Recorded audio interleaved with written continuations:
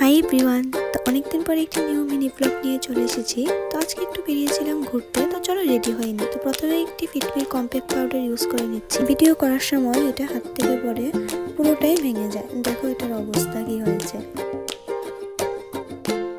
তো এখন আপাতত এটাকে ইউজ করে নিচ্ছি। তারপর মার্সের একটি আইব্রো প্যালেট দিয়ে আইব্রোটাকে পুরোটা সেট করে নিলাম।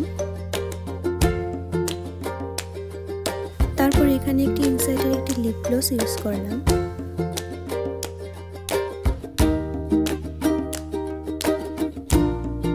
আর চুলটাকে সিম্পল ভাবে বেঁধে নিলাম। তো আমি রেডি, চলো।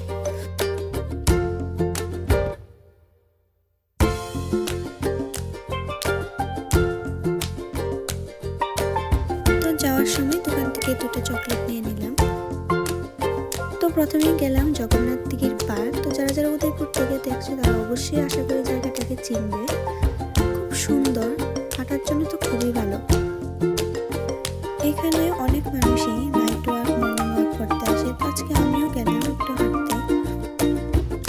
আর তোমরা যে মন্দিরটা দেখছো এটা হলো উদয়পুরেরই জগন্নাথ বাড়ি।